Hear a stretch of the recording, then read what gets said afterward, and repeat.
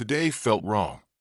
I'm Nate, 31, maintenance lead for a mid-rise apartment building 5 blocks from downtown Columbus, Ohio. The one with the brick facade and the temperamental elevators that never stop perfectly level with the floor. I live on the second level in 2C. Pay too much for rent, still owe on an exercise bike I barely use, and I keep telling myself I'll stop drinking gas station coffee. But the loyalty points make me feel like I'm getting away with something. My situationship, because girlfriend starts arguments we don't need, is Jess from 3F.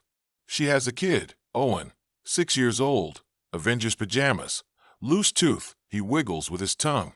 We hang out more than we admit.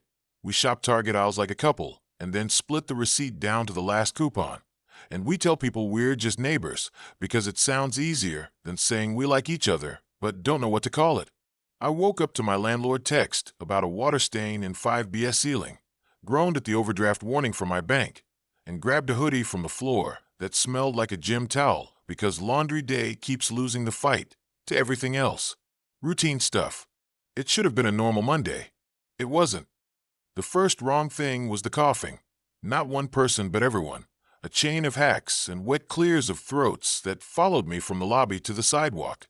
The guy who runs the breakfast taco truck was out front early, but his wife wasn't with him, and he kept rubbing his neck like he was fighting a choke that wasn't there. A military van, olive, boxy, way too clean for our block, was parked across from our building with the engine off and 2 soldiers inside who pretended to look at their phones while they watched the street in the reflection of the glass. There was a smear of something dark on the curb near the bus stop that looked like oil until the sun hit it, and I saw the brown-red shine. A stray dog sniffed at it, and then whimpered and backed away like it recognized a rule I didn't. Inside, my lobby smelled like Pine Sol and old mail. The super's office door stood open. Mr. Alvarez, who normally whistles into his coffee and talks about the Browns like they still break his heart, didn't whistle. He tipped his mug and didn't drink. He stared at the far wall like he was reading subtitles only he could see. When I said good morning, he turned his head slow, eyes glassy, then forced a smile that didn't make it all the way to his eyelids, and told me he had a bad night's sleep. His knuckles were scraped raw like he'd been punching drywall. I made a note to check the halls for a hole later and told him I'd get on the leak in 5B. He said, "Do it fast," and then flinched at the sound of his own voice. My phone buzzed with news alerts as I took the stairs. Respiratory thing. Stay hydrated. Power outage on East Side, unrelated. Traffic backed up near the hospital due to a planned drill. I thumbed through them while walking. Nearly ate 4 steps at once because the elevator did that drop and bounce thing, and I swore again to get a tech out this week, though I'd already put it off twice. Outside the building, the usual 7:30 soundtrack of buses and impatient horns felt muted like the city was wrapped in a towel. A gray Chevy with government plates idled by the hydrant and didn't get ticketed, which is how you know something is up in Columbus, because meter maids here are like hawks. 5B was a classic Monday leak. The ceiling in 4B had a damp yellow halo by their kitchen light. So odd said the dishwasher line upstairs was loose. I knocked on 5B, waited, knocked again, then keyed in with the maintenance pass. The apartment smelled like raw meat left in a warm car. Not rotten yet, but wrong in a way your body recognizes before your brain gets there. I called out maintenance, because surprises get you bad reviews. The place was tidy in that realtor photo kind of way, except for 2 things. A coffee mug on the counter full of something that wasn't coffee, thin, red, filmed over, and a single sock on the floor near the hall that was stiff with what looked like ketchup, until I noticed the smear drag leading to the bedroom. I've seen nosebleeds. I've had bad ones. This was not a nosebleed. I did the job anyway, because that is how rent gets paid. I shut off the dishwasher line, tightened the clamp, and watched the drip turn into a sulk and then a stop. In the quiet, I noticed there was no white noise. No TV hum, no podcast, no AC. I stood in that stillness and felt my chest answer it. When I finished, I took a photo for the work order, wiped the counter because the mug was making me itch just being there, and locked up. The hall was empty. The building was listening. On the way down, I texted my brother Danny, who works nights on a security contract at the hospital, to see if he wanted breakfast. The typing bubble came up, blinked like it was thinking, then vanished. I tried again, you good? The message stuck on sending, even though I had bars. Group chat with the guys lit up with a link. Video from Cleveland, man bites driver. Another link. Hoax. Another. Chemical leak rumor, don't share. Someone posted a meme, because that's what we do when we don't know what else to do. My manager, Leah, dropped a building-wide message. Out of respect for resident privacy, do not speculate about medical conditions in 5B. Stick to work orders. PPE where required. The part of me that loves policy hated how fast that note came, like it was sitting in drafts. I took the back stairs to the alley to check the boiler, because if the power hiccup rolled our way, our hot water goes stupid and tenants get mean. The alley was where the second wrong thing grew teeth. A woman in a red hoodie stood facing the brick, hands flat on it like she was warming them. She had her forehead pressed to the wall. I said, "Excuse me," as I squeezed by with a box of filters, and she didn't move. I thought she might be on a call with earbuds. Then I saw the dark semicircle where her forehead met the brick, a damp print that wasn't sweat. She dragged her skin up the rough surface like she wanted it off. Slow and steady, a quiet rasp sound, and it made my mouth flood with spit. I said, "Miss," and reached a hand out and stopped a foot away because my chest went cold with some old animal rule. She turned her head, not all the way, just enough for me to see that she had a piece of something stringy on her bottom lip she hadn't bothered to wipe. Her face said migraine. Her eyes said empty room. I backed away, filters pressed to my ribs like a vest, and cut through the other side of the alley without turning my back on her because my body voted for that. In the boiler room, the pilot lights held steady. I bled the radiator line that likes to whine and made a note to order more valves with money we don't have. When I came up, the red hoodie woman was gone, but there was a smear on the brick the size of a dinner plate and 2 more shaky hand prints lowered down like someone slid to their knees. A city worker truck rolled slow past the alley mouth with the hazard lights on and a guy in a reflective vest looking at the sidewalks instead of the road. Sirens somewhere, but not fast sirens, more like broken attention. I went upstairs to 2C to switch out my hoodie and text Jess that I had a bad feeling and also, did she still have my spare key because I wanted it back today? Which is the kind of thing you text when you're trying not to say, "I'm scared." She responded almost right away. "Owen has a cough. We're staying in. You bringing that dinosaur book?" I told her I'd bring it up after I checked a few more tickets and asked if she had Tylenol. She said she had children's grape and sent a photo of the bottle like a receipt. I stared too long at a domestic little picture and wanted to cry for no reason. Then the phone started acting like they were underwater. Calls would connect and then go flat. The city's alert system buzzed, cut into a test tone, and died. News apps contradicted each other every 10 minutes. All good. Stay home. Just the flu. Not the flu. My brother finally texted. Busy. Don't come here.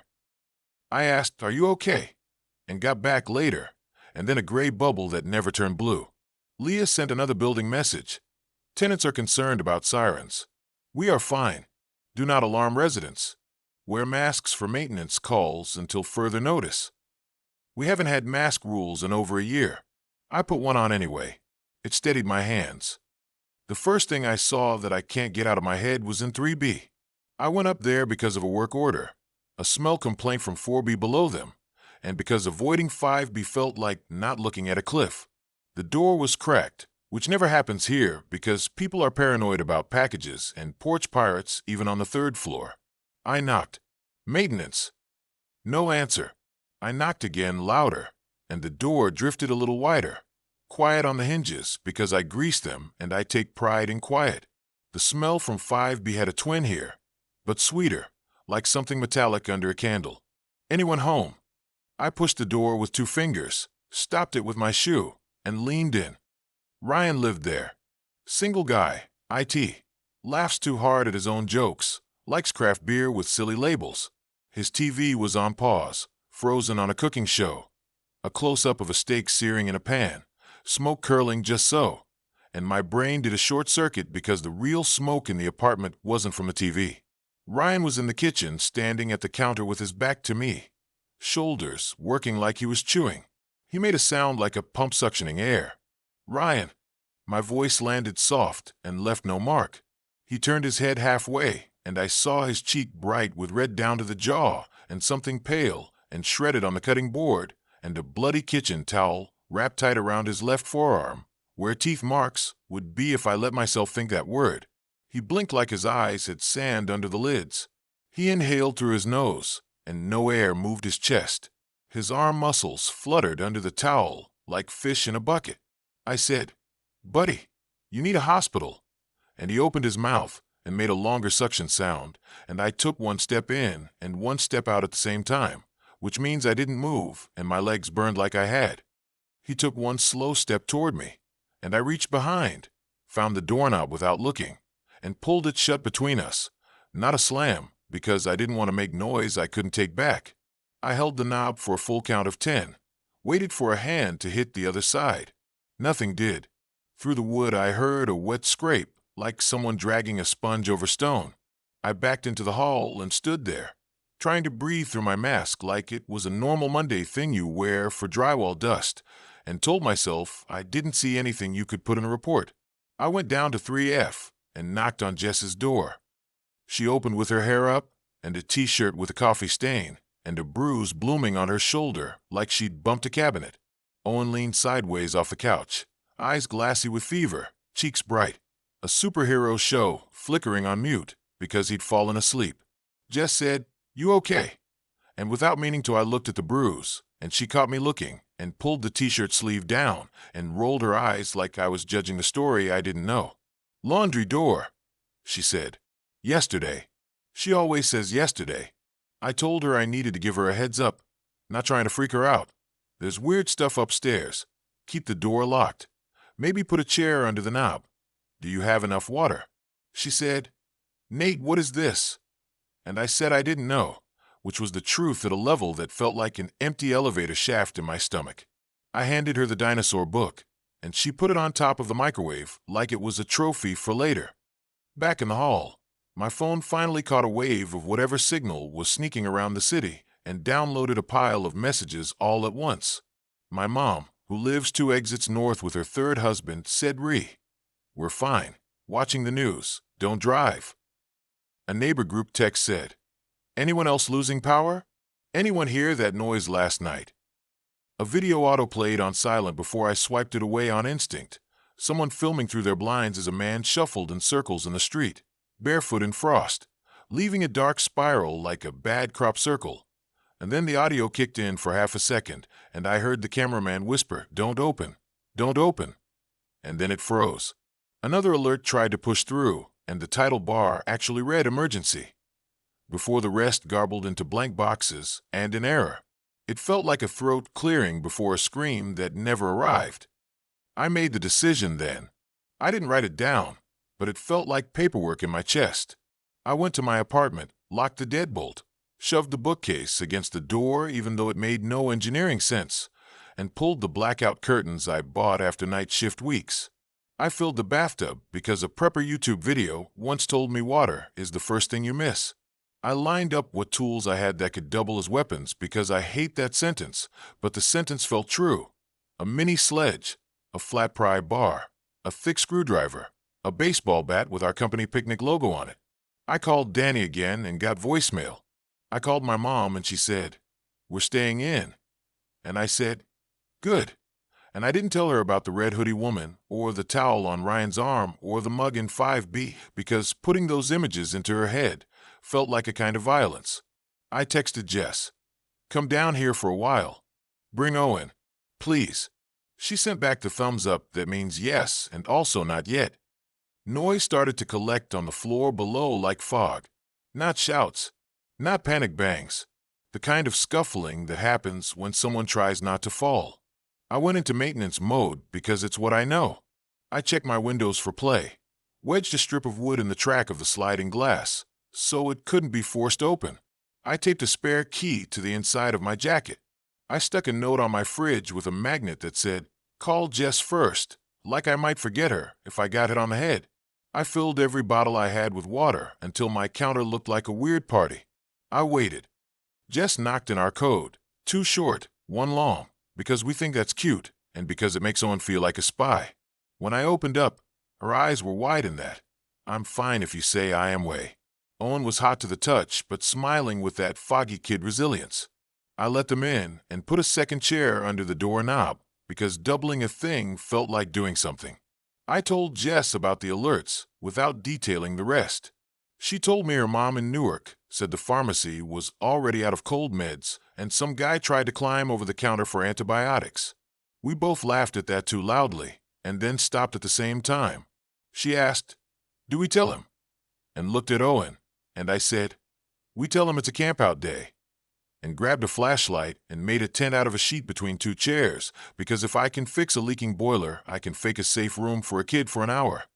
From the hall came a sound like someone setting down a heavy bag and then changing their mind and picking it back up again and doing that 5 times in a row. Jess looked at me, and I looked at the door, and we both listened. Owen coughed in 3 barking bursts that didn't sound like any cough he's had before, and I saw Jess's face do math I didn't want to see.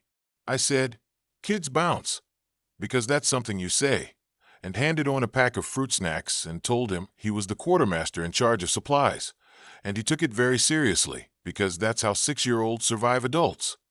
When I finally checked the people, the hall was empty, the silence thick with the kind of attention that makes you hold your breath. Down the corridor, the door to 3B stood open a wedge, shadow cool on the carpet. I pictured Ryan's towel and the way he moved, and felt my hands want to shake, and told them no. I slid the deadbolt and told Jess I was going to post a sign for deliveries, like that meant anything, which was cover for wedging another piece of lumber under the door handle. I texted Leah, "We should lock down entrances." She replied instantly, "Already done. No visitors. Maintenance emergency only." Then a second message, "If anyone is bleeding, do not assist without PD present." The way she typed bleeding and PD like she'd practiced made my stomach knot. Before noon, power flickered for the first time. The TV came onto a frozen news anchor with the wrong lower third under her name, and then cut to black.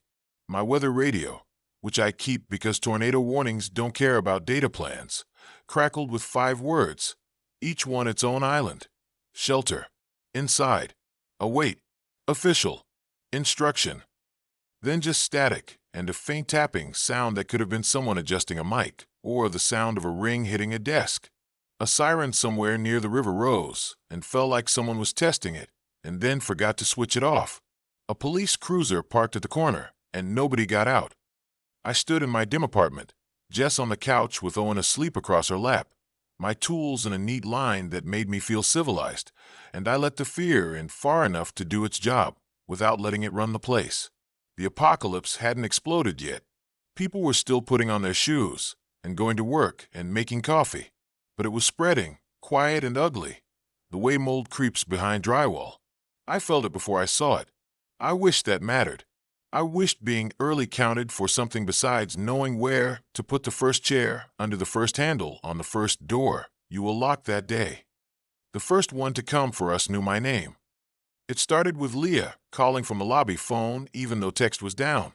The building line rang on my end like a fire alarm in a closet, and when I picked up she didn't say hello. She said, "Nate, I need you on 1.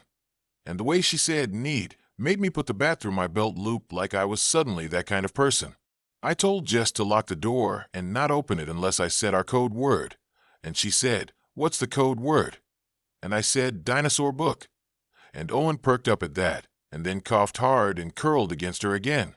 I took the service stairs because the elevator was a coin flip on a good day, and today didn't look like that. Between 2 and 1 I passed 3 handprints on the wall at shin height, like someone had tried to crawl instead of walk, and the smear had that brown shine I already knew too well. The lobby door from the stairwell was propped with a rubber wedge like always because the closer sticks. I kicked it out, and the door swung shut, and the lobby snapped quiet in a way that told me the quiet was a choice someone was losing. Leah stood behind the front desk with the plexiglass shield still up from the last time we pretended life worked on rules, one hand on the landline and the other white on a can of pepper spray. Mr. Alvarez was by the mailboxes with his keys on the floor, breathing like he'd run stairs, sweat on his upper lip, pupils wide. The glass door to the street showed the reflection of a man I recognized before I turned, Ryan from 3B, walking toward the desk with that slow, wrong determination, left forearm swaddled in that same towel, meat juice red already through to the other side. He made the suction sound again, the one that doesn't make sense if lungs are in charge. "Nate," he said, my name wet and careful, like he was checking if it fit in his mouth. I said his name back, because my body believes in manners, even when that's not what the day needs. He raised his good hand toward me the way people do when they're about to tell you a secret, and stepped over Mr. Alvarez's keys, without looking down. Leah said, "Do not cross the tape," because she had taped a line on the lobby tile 2 years ago for 6 feet and kept it there like a superstition. Ryan didn't care. He dragged his bad arm against the desk corner, like you'd scrape burnt stuff off a pan, then reached for me, palm open, fingers gray around the cuticles, and I didn't back up because there was nowhere good to go. Close like that, I could see the towel had teeth marks through the skin. Not dog. Human. Lower jaw wide, upper canine sunk. An arc I could measure with my thumb and middle finger if I wanted to throw up. Ryan smiled, but only on one side, like half his face was on delay. He said help, and in the half second it took for that word to come out, something in his eyes slid past me like I was a smell instead of a person. When his hand touched my hoodie, I felt the weight of him. Not strong, not a football hit, just relentless. And I swung the bat, because if a bat is on your hip, you swing it. It connected with his collarbone with a sound I will always know in the dark. He staggered, didn't cry out, didn't even blink, and came forward again like a toy with a wind-up you can't stop by telling it to stop. Mr. Alvarez moved then, tried to get between us because that's who he is, and Ryan latched onto him like he'd been waiting. Mouth to forearm, towel slipping, that same pump sound but louder, and I hit him again, this time the side of his head above the ear, and blood came fast down his cheek and into his beard, and he kept going because that rule was gone now, the one where a hit like that makes a man sit down and reconsider his day. Leah screamed a short, flat screech and sprayed pepper straight into Ryan's face from 2 feet, and he didn't cough, didn't tear up, didn't even move his head aside. I grabbed the back of his hoodie, hauled him off Alvarez, and slammed him into the locked glass door hard enough that spiderweb cracks shivered out from the metal frame. The impact did it. Something in him stuttered. He folded down slow to one knee and stayed there. His mouth worked like he was chewing gum, then stopped, then started again, small and dumb, like a fish. Blood pooled thick on the tile and didn't spread far like it should have. Mr. Alvarez cradled his arm and swore in Spanish, and I told him not to touch his eyes. Don't touch your face. We learned that once and forgot it, and here it was again. I looked at Leah and said, "Call 911. And she said she had. They're coming. They said stay put. They said don't open doors. They said don't engage. And I looked at the cracked glass and the red creeping toward the mat and realized we were already past all those sentences.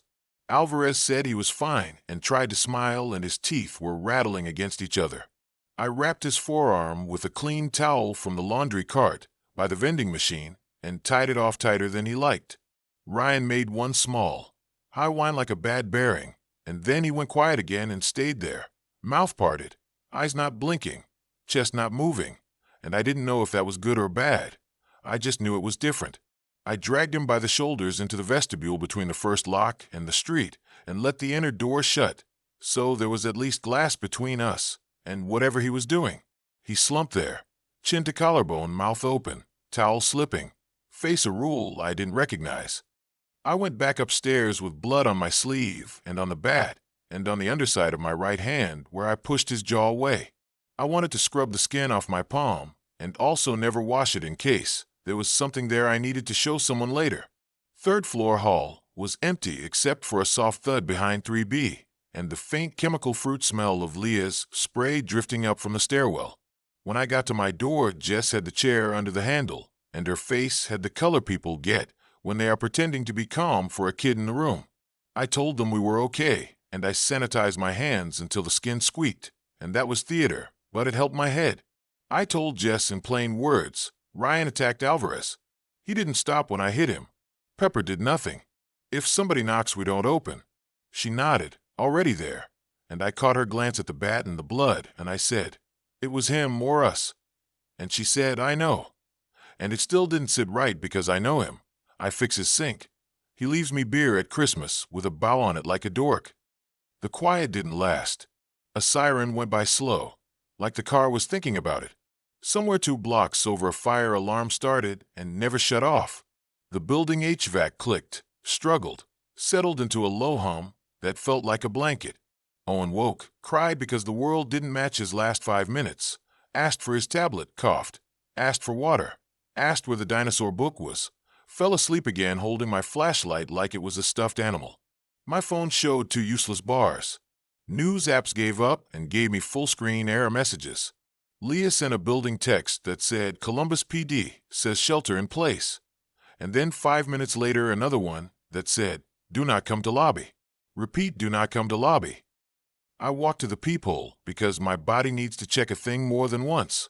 The hall on our side was empty. Down the corridor, 3BS door had gone from cracked to open, a dark mouth on the carpet, and from inside I heard a chair scrape, and then something like a hand slapping the edge of the counter in a steady beat. On 2, past my door, a noise started like a woman knocking fast with her ring on, and then she started saying hello.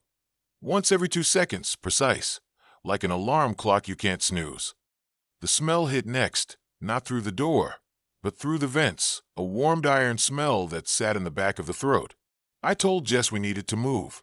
Staying felt like the smart thing, but the smart thing also meant sitting here while the building filled up with people who didn't quarantine the way the sign said, and the lobby was already bad, and there are only 2 exits and 1 is glass. The parking garage had a metal gate, a keypad, and my truck. We could at least get in a vehicle with locks that were our own. Jess said Owen, and I said we'd carry him. She started to pack without arguing like there was a list she kept in her head for this day. Water, gummies, hoodie for the kid, phone chargers even though the power might go, pediatric Tylenol, the dinosaur book, and she slipped her arm through the strap of a tote and winced, small and sharp, the kind of wince that lives in the face of a person who hides pain on reflex. The sleeve of her t-shirt rode up, and I saw an ugly crescent above the bruise, edges ragged, purple going to yellow, half moons inside the bigger half moon. I said Jess, and she pulled the sleeve down fast and said laundry door. The way she said it before, only now the word door wasn't big enough to cover what I had just seen. She held my stare for 3 heartbeats and then looked at Owen and back at me and whispered, not now. And whatever was on my face must have been too honest, because she added, I need you with me. And I said, you have me. And that was true even as everything in me tried to do math that ended with a number I could live with. My mouth said, let's move. Because moving is a job I can do. We took the service stairs again. I led with the bat, Jess behind with Owen on her hip and the tote over her shoulder, like every grocery trip we've ever done together, but wrong in every way. On 3, at the landing, Miss Chan from 2D was standing barefoot in a nightgown, hair down, eyes not crazy, just wrong, like a mask pulled too tight. She said my name in the voice she uses when she needs a light bulb changed, and then didn't blink for too long. I said back inside, Miss Chan, we'll come help you in a minute. And she nodded and didn't move, and then her head turned jerk slow toward the sound behind us, and we all listened to the steady ring knock from 2E, and I wanted to cry from the normalness of it. She took a step forward, and I raised the bat without meaning to, and the sadness that came with that almost knocked me down. We edged past her, and she watched us without turning her head fully like her neck was stuck. She lifted one hand as we went by like she was going to touch Owen's hair, and I said her name again low, and she set her hand down like I told her to heel, and stood on the landing staring at nothing. Behind her, 3BS door widened another inch without anybody touching it. The garage door from the stair core needed my badge. I swiped, held, waited, prayed the system was still talking to itself, and the light went green. Inside, the fluorescent fixtures hummed and flickered in the way that means a ballast will die this month, and it will be my problem if I survive to submit a receipt. My old Silverado sat where I left it, dust line on the hood, a box of rock salt in the bed from last winter. Doors were closed. Tires good. Keys in my pocket. I told Jess to get in the passenger's side and lock it behind her, and she did. Fast. That small wince again as she reached. I jogged to the back to grab the jumper cables and a roll of duct tape and a half-used jug of washer fluid, because carrying things made me feel like a person who knew what mattered. That was when I saw him. Mr. Alvarez lay on the concrete near the gate control box like he'd made it here to open it for us, and then fell asleep. His wrapped arm was dark with blood through the towel, his face gray, his mouth parted, eyes half-lidded. I dropped the cables and went to one knee next to him and said his name and touched his shoulder and felt a heat that didn't fit his skin color and a thready little twitch under my palm. He wasn't breathing. I have seen people not breathe. This was that and not that. I said his name again louder, and Jess cracked her door and said Nate. And I held up a hand without looking and listened for anything like a heartbeat and heard the building instead. The hum, the faraway knock, the muffled siren from the street, my truck cooling with tiny ticks, the wet sound that meant something dragged across concrete behind me. I looked up. The red hoodie woman from the alley was coming under the half-closed pedestrian gate like a cat, flat on her belly, hands pulling, forehead scraping the cement, leaving a faint smear. She looked up at me through the metal bars with eyes that were only interested in the space between us, not my name, not who I've been to anyone. She made that small pump noise with her mouth, and I stood without deciding to stand. Mr. Alvarez's hand twitched. Not a seizure, not a flinch, a reach. He lifted the bandaged arm an inch and then more, slow and heavy, and set his palm on my ankle like he was asking for help up. I looked down at him, and I swear to God the world slowed enough for me to understand two things at the same time. He had no breath in his chest, and he was moving, because moving had new rules now. His fingers tightened on my jeans, not weak, not strong, just certain, and the red hoodie woman's face pressed to the bars like a dog at a fence, and I backed up one step and then another, and Alvarez came with me on elbows, dragging, knees scuffing, not because he meant to hurt me. I don't know what he meant, because meaning was not the point anymore. Jess yelled my name, and her voice made both of them look at the same time, and I learned another rule. Sound is a magnet now. I got in the truck. The key turned, and the engine caught, and that felt like a kiss on the mouth from the old world. Jess had Owen buckled and already crying from the speed of it and the confusion, and I told them it was loud because big trucks are loud, and I hit the remote for the gate, and nothing happened because of course it didn't, because the system needs a network pulse, and the network was whatever the word for dead is when dead doesn't mean dead anymore. Behind us, the door from the stairwell opened, and Ryan stepped into the garage with his head cocked like he was listening for a high sound. The side of his face was a mess where the bat landed, skin split, bone maybe cracked, but his eyes were a set of empty windows with the lights on behind them. He turned toward the engine noise and came on, steady, not fast, feet slapping flat, towel trailing, mouth open like he was going to say my name and didn't remember how. I put the truck in drive and eased forward to the gate, so the bumper touched the metal and pushed. The motor whined. The gate gave an inch, then two, then stuck against the red hoodie woman's shoulder, where she had wedged herself under. She didn't yelp. She didn't complain. She braced and kept coming. I backed up, hit it harder, and the gate popped free with that hateful metal clap and rolled up on its track, just high enough for us to nose under. Something grabbed the bed rail, and I punched it again, and we slid out into the alley, like we were born there.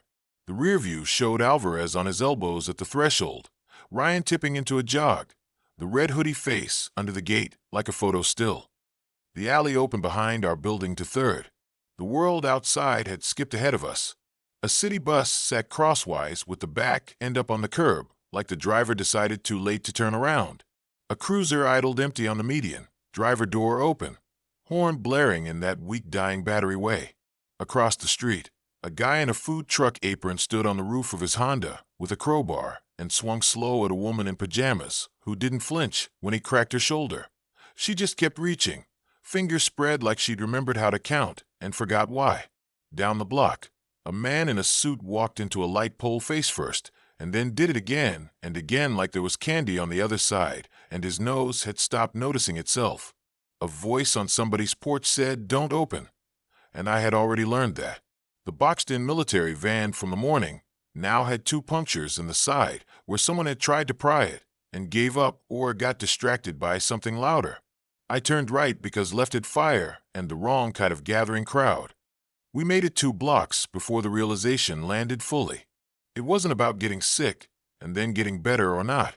Ryan didn't breathe and he moved. Pepper spray didn't work because it speaks to nerves and eyes, and those weren't what was driving the bus anymore. Pain didn't register. Commands didn't register. A headshot slowed him. A body shot was a waste of a swing. Sound pulled them like gravity. If you were quiet, they wandered. If you made a noise, they owned you. Death wasn't leaving them. It was rearranging. I looked over at Jess to tell her that, and stopped because her sleeve had slid again, and the bite under it was not yesterday old. It was a day and a half with the edges wrong. Purple-green where a bruise would be, but with little red crescents inside, and a pale center like teeth, had made a sun, and the rays were healing in. Bad and fast.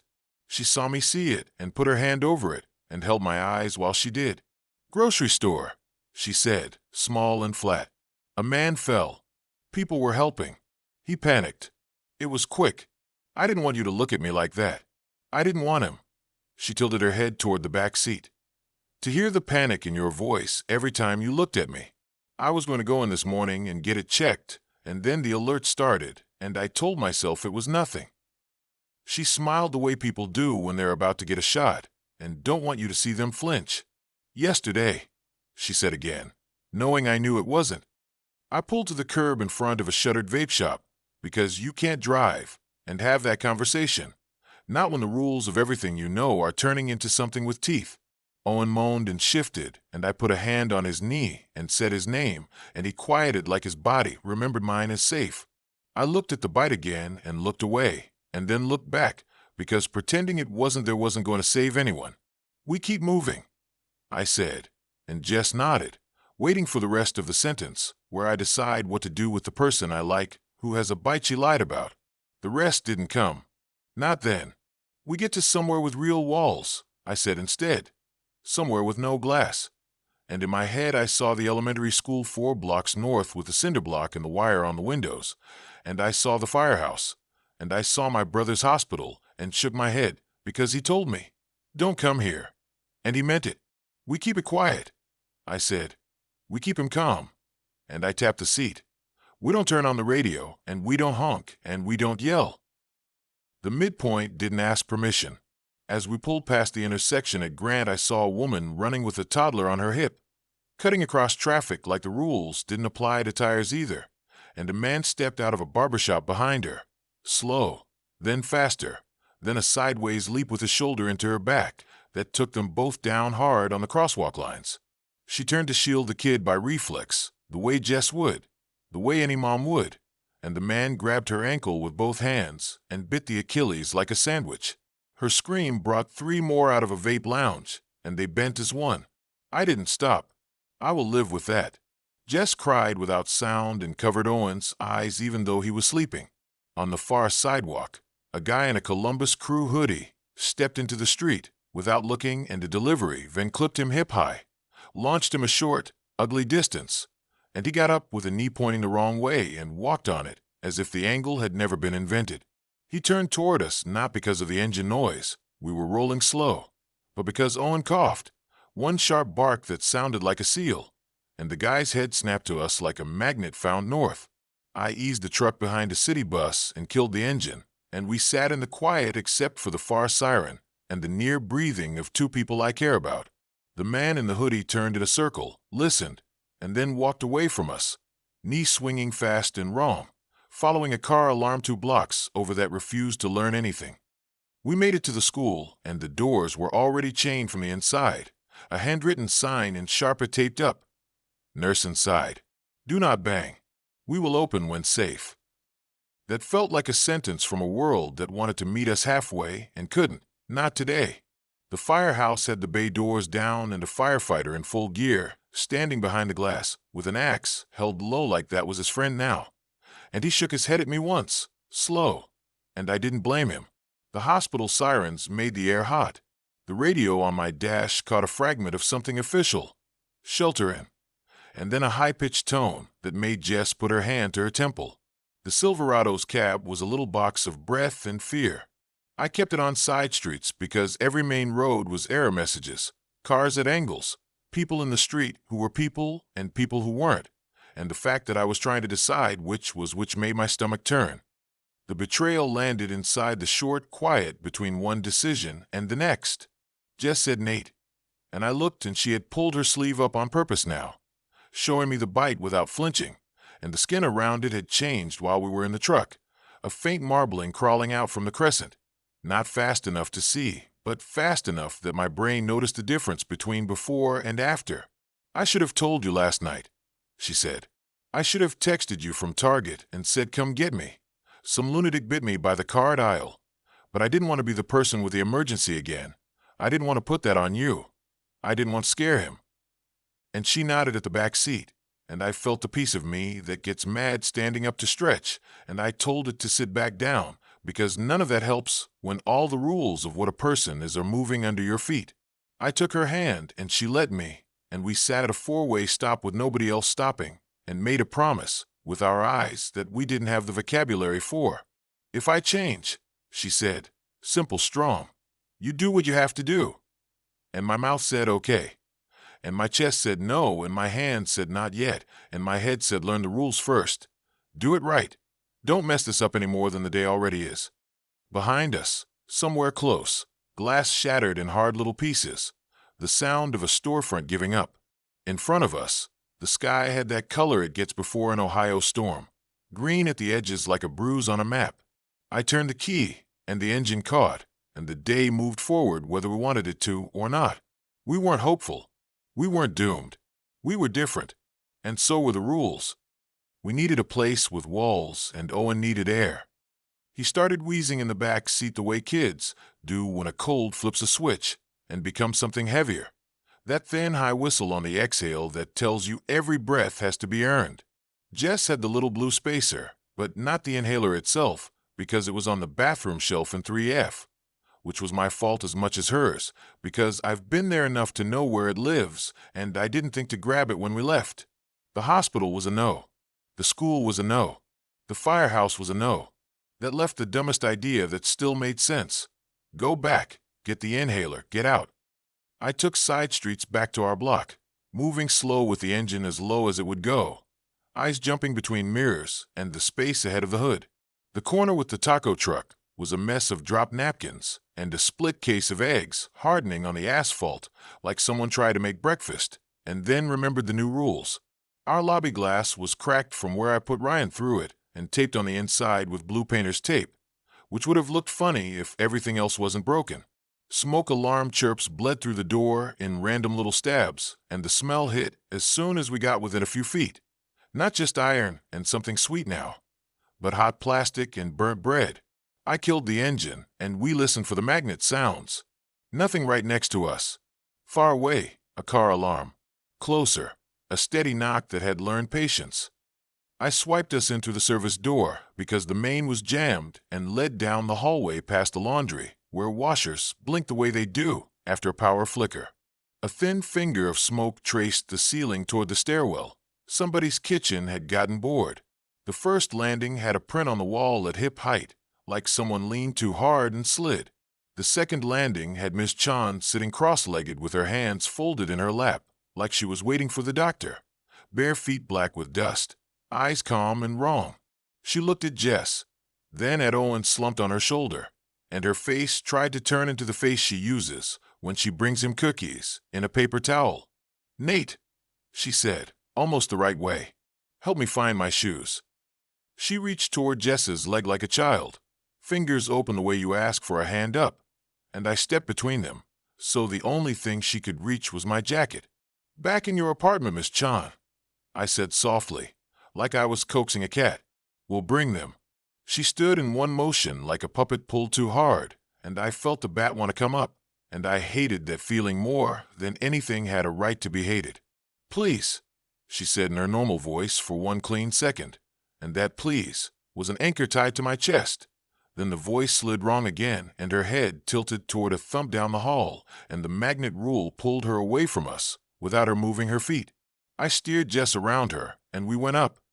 The third-floor corridor was a study in bad choices. 3B's door was yawning open, the kitchen light on. Shadows moving inside that weren't just ceiling fan shadows. Our door at 2C was 2 floors down, and may as well have been in Cincinnati. Jess's door at 3F was 6 steps away, and might as well have been a mile. We went for it. I took those 6 with the bat low and the keys high. Put the key in clean on the second try. Shouldered the door open against the chair, and Jess slipped past me to the bathroom like she'd been training for a relay. I set the chair back and turned to the hall where the building breathed with us. From 3B came that soft slap of a palm finding an edge and the quiet wet work of someone who had decided a towel was food. From the far end, fast ring knocks. Owen coughed. A little donkey bray that announced our exact position to anyone who wanted it. And right on cue the shadow, and 3B slid toward the door like a tide. Jess was back in seconds, hand shaking, inhaler rattling. I popped the spacer on, tilted Owen's chin, and did the routine like a dad who has it down. 2 puffs, slow count.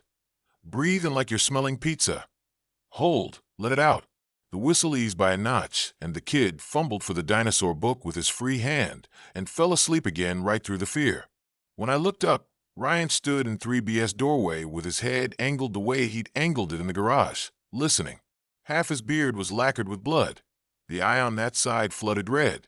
The other eye an empty room with the lights on. He took a step, measured, soft. I whispered Jess's name without turning, and she understood because we both moved the same direction at the same time. Me toward him, her toward the door with the kid, like we'd practiced. He stepped around the corner of his own door, and I met him between our doormats, bat up.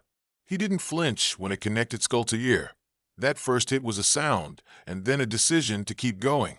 The second hit was lower, the back of the neck, and this time his knees unstacked, and he sank against the jamb in that ugly way heavy things sink. He didn't make a sound either time. He fell like furniture. When he landed, the impact echoed down the hall, and the building answered from a dozen doors, palms, footfalls, a low moan I will never mistake for anything else again. I should have finished it. That's the sentence that will live in my mouth. I didn't, because his head rolled toward the carpet like a man too drunk to stay mad, because some part of me still wanted him to stand up and complain about it and ask if the game was on later. I dragged him by his hoodie into his own apartment and kicked the door almost shut so it looked closed. And in that moment of mercy, I lost minutes I will need back someday. The smoke thickened. Somewhere above us a sprinkler had let go.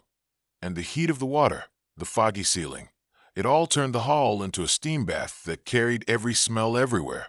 From the lobby, a voice through the speaker clicked to life and died and clicked again. Stay, it said, then nothing, then doors, then static. The floor trembled once, not from an explosion, from something heavy falling 3 levels away in a frame not built for this kind of day.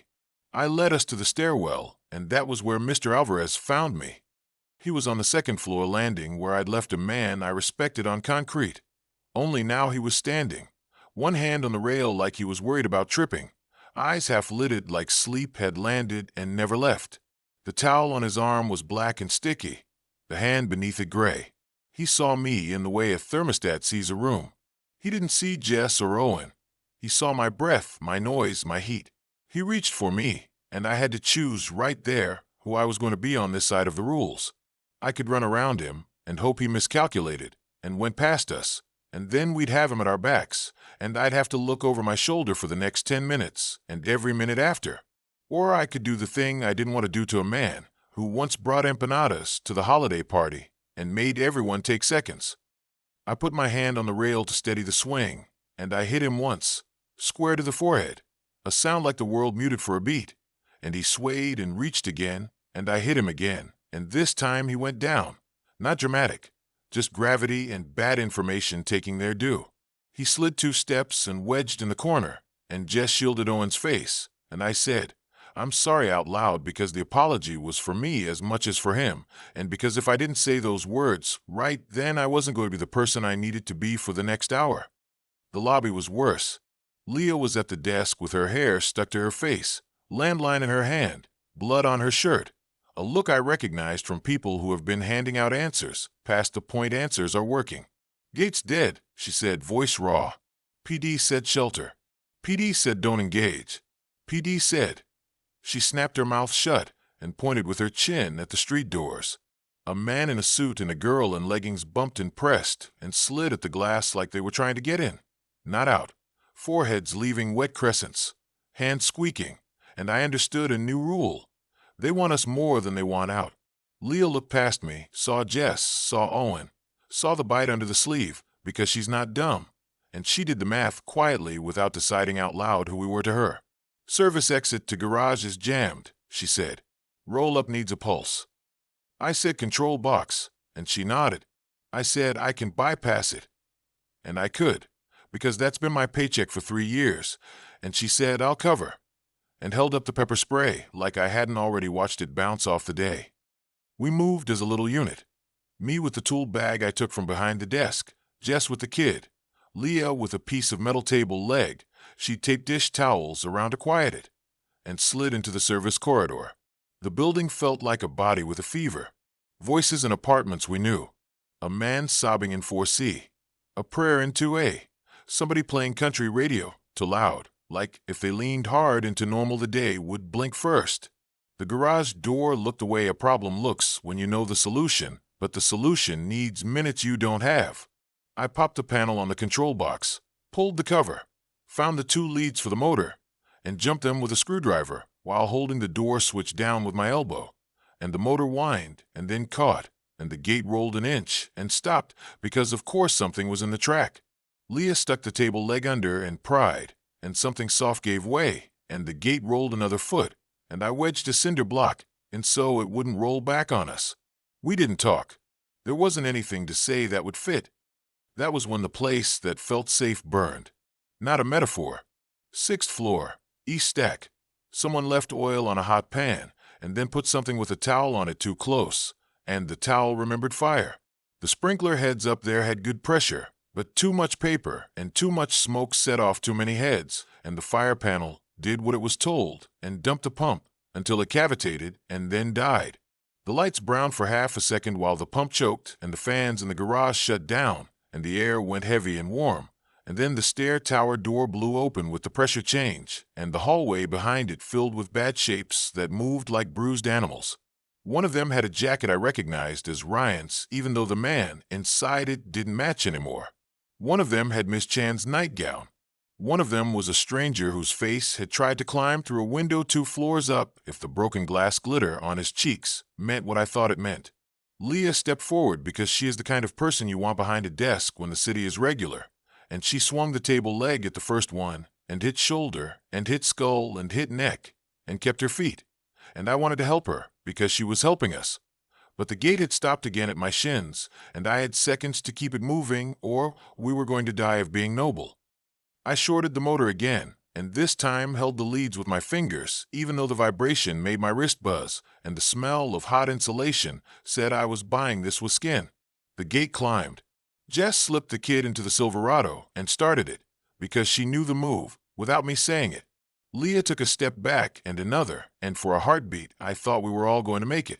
Then Mr. Alvarez's hand, the same hand I had apologized to upstairs, latched around her ankle from under the service cart he'd somehow gotten himself under, and he tugged with that slow certainty.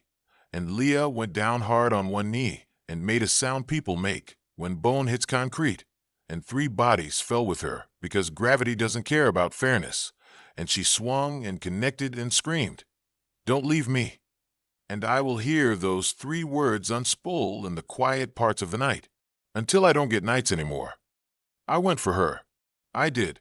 I took 2 steps, and the man with the suit and the wrong knee from the street was suddenly inside the service corridor because doors get propped and magnets get shut off in heat, and then doors forget their job. He went for the sound of her voice the way a dog goes for a thrown ball. Jess laid on the horn without meaning to because fear hits the hands before it hits the head, and I turned and yelled no. And the horn cut off, and the silent rule came back. But it was late. The 3 on Leah became 5, and then 8. She locked eyes with me over their shoulders, and she didn't ask again. She gave the answer for me. She shook her head, one hard no, and she slammed the table leg into the face in front of her, and bought us 3 seconds like it was a coupon from the mail. I finished the bypass with a hard shove that broke the panel door off the hinge, jammed the cinder block into the track, slid under, and pulled Jess through. We left the tool bag. We left the table leg. We left Leah. We shut the gate on their hands, and 3 fingers came off under the rail because machines are cruel and fair at the same time. Jess was sobbing without noise. Owen woke into it, coughed, and then slept again like fear had a lullaby baked right into it. We got in the truck, and I wasn't careful backing out. The bumper kissed the corner of a dumpster and scraped, and I didn't care because that sound was ours, not theirs, and I needed one thing in that moment that belonged to me. We drove. Not fast because fast gets you stuck. Not slow because slow gets you followed. We threaded through a city that had stopped pretending. A man in a wheelchair rolled himself into the Kroger loading dock, and I hoped the back door was unlocked, and then hated myself for hoping, because that meant the back door was unlocked for the wrong people too. A woman with a baby carrier on her chest stood in her front yard looking at nothing, and I couldn't tell if the baby inside was sleeping or a bag of groceries or a bad idea. At a 4-way, a guy with a shotgun was arguing with his neighbor about whose yard the world was going to end in, and I put my hand up so they'd see it was empty, and they saw me and didn't care because their fight had been waiting on this day like it kept a calendar. At Broad, we passed a church with a sign that said, "Be not afraid," and the P smashed out, and I laughed once at the wrong part of the sentence. By the time we hit the on-ramp for 315, the sun was behind a sheet of heat and smoke, and I could see campus to the left, the horseshoe of the stadium like a spaceship that wasn't leaving. Cars were stacked in neat, hopeless lines where people had followed the rules until the rules turned on them.